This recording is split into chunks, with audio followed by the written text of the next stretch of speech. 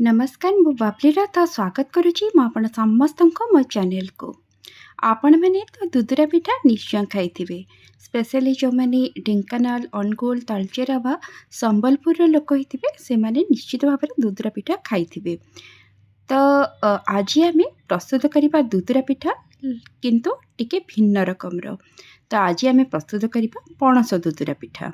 दुदुरा पिठा तो सेमती भी बहुत टेस्टी लगी था हेले यही पणस दुदुरा पिठा आहरी भी बेसी टेस्टी लगे। तो चलते आम ए प्रस्तुत करना पणस दुदुरा को प्रस्तुत करने मुझे नहीं जाइए पाचिला पणस बड़ बड़ कोला जदि पणस आप नौ आप 4-5 कोला नहीं पारे कि छोट कोला जदि नौ से 8-9 कोला आप पणस नहीं पारे।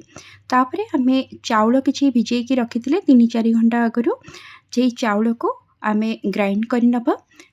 मु जो चाउल नहीं सेटा गोटे गिना चाउल नहीं जदि ओजन रे आपण देखिबे ताले 150 ग्राम पाखापाखी चाउल मु नहीं जाइली। तो चाउल को आम ए ग्राइंडिंग जार रे बाहर कर नबा आ सांगे रे ऐड कर नबा से जो पणस को आम रखी से पणस को ऐड करिबा किछि कटा होइतबा नड़िया ऐड करिबा। नड़ियार क्वांटिटी आपड़ जी चाहिए से रखिपारे आउ स्वाद पई आम से नहीं जावा गुड़ जो गिनारे मु चाउल नहीं से सेम गिनारे मुझे गुड़ ऐड कर नेली आउ ऐड कर नेली किछि लुण को ये सब को आम ग्राइंड करवा हेले ग्राइंड करने आम से अल्प किछि पानी को ऐड करवा।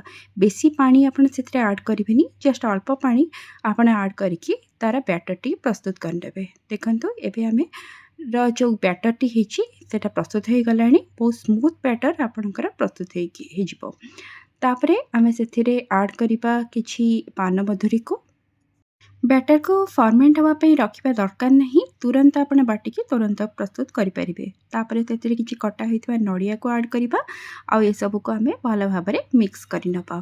तापर आमर बैटर प्रस्तुत हो गला एबे आम पिठा गुड़ी को प्रस्तुत करनबा।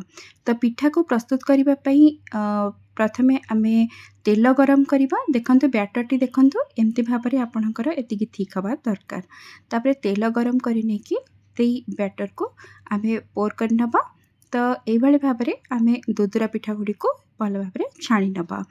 तो ऊपर तल दी साइड जाक जमती भाव में गोल्डन हो से पर्यंत आम दुदुरा पिठा गुड़ी को छाणी नबा। गोटे साइड हो गला परे आम ताको उल्टेकी आर साइड को भी छाणी नबा। तो देखंतु केमती बढ़िया भाव में लाल लाल होगी आमर दुदुरा पिठा गुड़ी को प्रस्तुत हो गला। ये भाव में आम सब दुदुरा पिठा गुड़ी को छाणिके प्रस्तुत कर नबा। तो ये रज अवसर में आपण घरे पणस दुदुरा पिठा को निश्चित भाव में प्रस्तुत करंतु आपण अनुभव मो सहित निश्चय शेयर करेंगे। वीडियो जदि भल लगिला ताले ताको लाइक और शेयर निश्चय करदे। रहुचे पुणी देखा गोटे नुआ वीडियो रे। नमस्कार।